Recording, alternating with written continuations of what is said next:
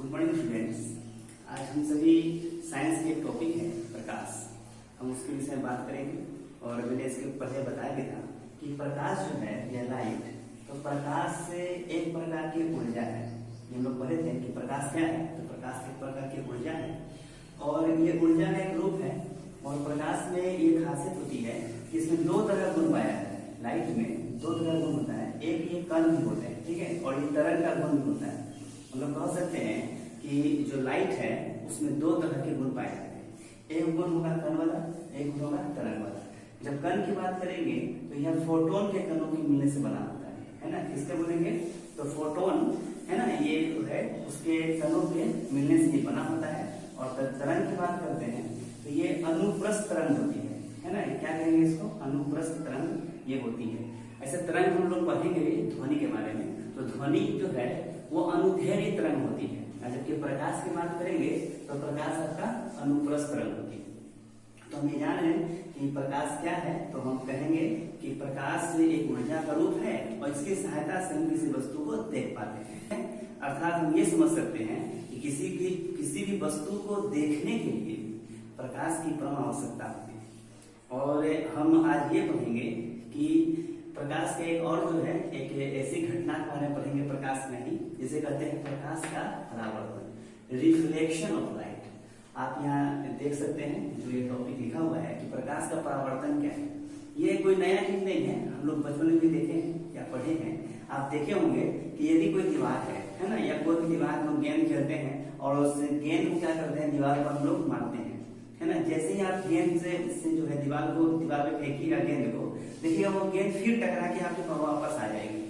तो यह जो है टकराना और फिर वापस आना, है ना, गेंद का टकराना और फिर वापस आना, इसी घटना को समझे लोग परावर्तन कहते हैं। और जब बात करेंगे प्रकाश का तो कहेंगे प्रकाश का परावर्तन। अर्थात कह सकते हैं कि जब प्रकाश की किरणें किसी वस्तु से टकराकर पुनः उसी माध्यम में लौट आती है, तो इस घटना को प्रकाश का परावर्तन कहते हैं। अर्थात प्रकाश जब इसकी किरणें चलती है और चलने के पश्चात किसी भी अपारदर्शी वस्तु, हम लोग पढ़े थे अपारदर्शी वस्तु के बारे में, तो अपारदर्शी वस्तु से टकराती है, टकरा के पुनः उसी माध्यम में लौट आती है, तो इस घटना का हम लोग प्रकाश का परावर्तन कहते हैं, ठीक है। और यह परावर्तन जो है ये काफी हमारे लिए महत्वपूर्ण इसलिए भी होती है क्योंकि ये जो प्रकाश का जो परावर्तन है इसकी सहायता से हम किसी को देख पाते हैं। जैसे समझिएगा, जैसे मान लीजिए यहाँ पे हम एक प्रकाश का स्रोत बनाते हैं, एक प्रकाश का स्रोत मान लीजिए मोमबत्ती है, ठीक है, एक मोमबत्ती लेते हैं और मान लीजिए कि और हमें किसी वस्तु को देखना है ना।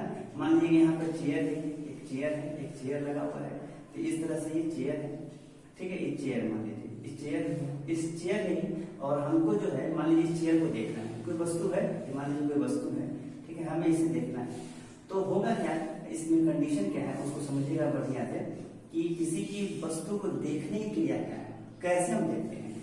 तो होगा क्या कि सबसे पहले जो है यह प्रकाश इससे टकराएगी, है ना, इस वस्तु से टकराएगी, अब परावर्तित होकर इससे टकराने में परावर्तित होकर वो हमारे पास आएगी, तब हम इस वस्तु को देख पाएंगे। मतलब किसी वस्तु को देखने की यह क्रिया है। प्रकाश आई, उस वस्तु पर टकराए, उस वस्तु की टकरानी और टकरा कर जो लाइट हमारे यहाँ तक पहुंचती है, यही जो है तब हम कहेंगे कि इस वस्तु को हमने देखा। मतलब देखने की क्रिया तब होगी जब प्रकाश का परावर्तन हो। और हम जानेंगे कि यह जो परावर्तन की प्रक्रिया है ये मुख्यतः दो रूप में होती है, एक होती है नियमित रूप से और एक होती है अनियमित रूप से।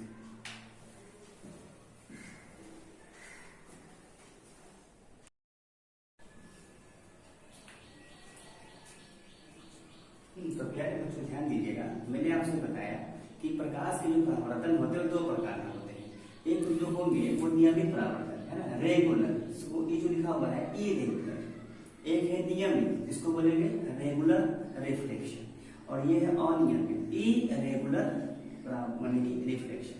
अब इसमें देखो क्या है कि इसमें जो सतह दिख रही है वो रफ सरफेस है, वो जो सतह है जिससे परावर्तन हो रहा है वो ऊर्ध्वाधर है ना, कुछ ऊपर कुछ नीचे है, वो स्मूथ नहीं है ना, इसलिए इसको बोलते हैं अनियमित है।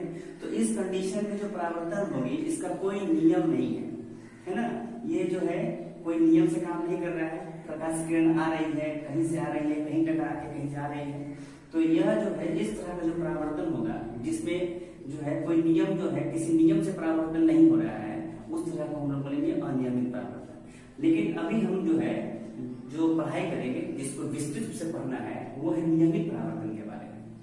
और नियमित परावर्तन जो है यह रेगुलर रिफ्लेक्शन है। और इसमें आप चित्र में भी आप देख के समझ सकते हैं कि मान लेते हैं यहाँ पे एक देते हैं लाइट का स्रोत देते हैं, है ना, ये प्रकाश का स्रोत है, सोर्स ऑफ लाइट, सन को मान लेते हैं।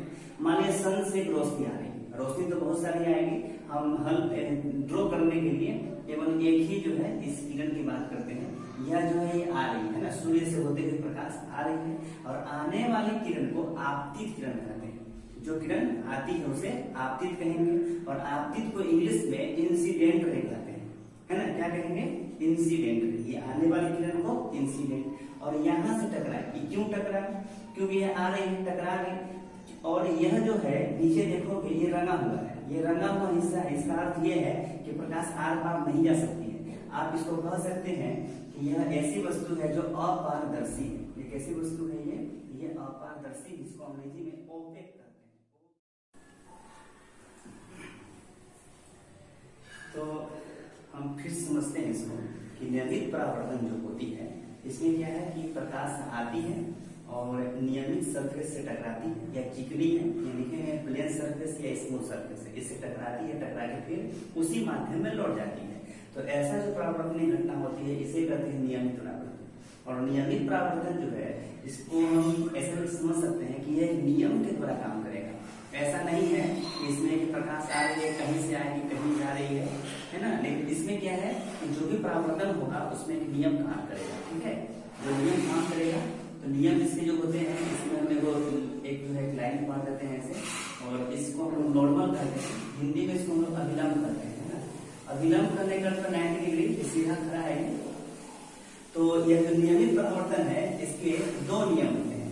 तो कह सकते हैं आप कितने नियम होते हैं, तो कहेंगे इसके यहाँ दो नियम होते हैं, है ना। मैंने परावर्तन के कितने नियम होते हैं, तो परावर्तन के दो नियम होते हैं। नियम नंबर एक कहता है कि जो भी ये आने वाली किरण है, आपतित किरण, ठीक है, और ये जो अभिलंब है, ये अभिलंब, इस दोनों के बीच जो एंगल बनता है इसको एंगल आई कहते हैं। एंगल आई का मतलब ये हो गया कि एंगल ऑफ इंसिडेंट, मतलब आने वाला जो कोण है, है ना, ये, तो इसको हम एंगल ऑफ इंसिडेंट कहते हैं, मतलब कि आपतन कोण। और ये टकरा के लौट जा रही है, तो ये परावर्तित किरण और अभिलंब के साथ जो बनती है इसको बोलते हैं एंगल आर, मतलब इसको बोलते हैं एंगल ऑफ रिफ्लेक्शन, है ना, इसको कहते हैं परावर्तन कोण। यह जो ये एंगल आई और ये एंगल आर, ये दोनों आपस में बराबर होंगे। मतलब कह सकते हैं पहला नियम कि एंगल आई बराबर होते हैं एंगल आर के। मतलब हिंदी में कह सकते हैं यह कौन सा है, यह आपतन कोण, है ना, याद रखिएगा कौन से कहेंगे, आपतन कोण बराबर होते हैं किसके, परावर्तन कोण के। इस बात को आप याद रखिएगा कि आपतन कोण और परावर्तन कोण आपस में बराबर होते हैं। ये पहला नियम। दूसरा नियम बहुत आसान है। दूसरा नियम कहता है कि आने वाली किरण और ये जाने वाली और ये अभिलंब तीनों एक ही तल पर है। ध्यान दीजिएगा, हमने क्या कहा कि यह जो आपतित किरण है, आप लिख सकते हैं इसको करके कि आपतित किरण, ठीक है, आपतित किरण है, और ये क्या चीज है, एक परावर्तित किरण है, तो ये हो गया परावर्तित किरण, और एक आपको बोल रहे हैं अभिलंब। यहाँ तीन तरह की बात हो रही है ना, एक है आपतित किरण, परावर्तित किरण और अभिलंब। ये तीनों कहाँ है, तो एक ही समतल पर है, एक ही तल पर है। इस चीज को याद रखिए। आप फिगर में देख सकते हैं कि आने वाली और ये जाने वाली और ये अभिलंब, ये तीनों एक ही तल पर है। तो ये प्रकाश का परावर्तन का दूसरा नियम हुआ। तो अभी तक बच्चों हम लोगों ने ये समझा कि प्रकाश का परावर्तन क्या है। परावर्तन का अर्थ है टकराना, टकरा के लौट जाना। और ये कितने प्रकार के होंगे, ये दो प्रकार के, एक बता दिया अनियमित और एक क्या है, नियमित। अनियमित में कोई रूल रेगुलेशन नहीं है ना, प्रकाश आती है और रफ सरफेस से टकराती है, तो इसमें कोई नियम काम नहीं करता। लेकिन जैसे ही कहेंगे नियमित परावर्तन, तो नियमित परावर्तन एक नियम से काम करते हैं और इसके दो नियम होते हैं। एक नियम कहा कि आपतन कोण, परावर्तन कोण आपस में बराबर होंगे। दूसरा क्या कहा कि ये आपतित किरण, परावर्तित किरण, अभिलंब तीनों क्या होंगे, एक ही तल पर होंगे। तो इस तरह से हमने जाना प्रकाश का परावर्तन क्या है। और यह प्रकाश का परावर्तन में काफी महत्वपूर्ण हमने बताया था आपको कि किसी वस्तु को देखने के लिए, यदि हम आपको देख रहे हैं, आप हमको देख रहे हैं, तो प्रकाश का परावर्तन होना बहुत जरूरी है।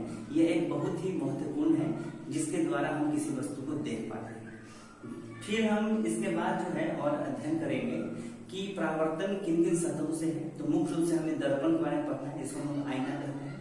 तो अगले वीडियो में हम दर्पण के बारे में आपको बताएंगे। दर्पण जो है वो समतल है, अवतल है, उत्तल है, ये सब का जिक्र हम लोग अच्छा से करेंगे। ठीक है, तब तक इसको आप समझिए और कहीं भी दिक्कत हो रही है तो मेरे व्हाट्सएप नंबर पे आप कमेंट कर सकते हैं, मैं उसको फिर से समझाने का प्रयास करूंगा।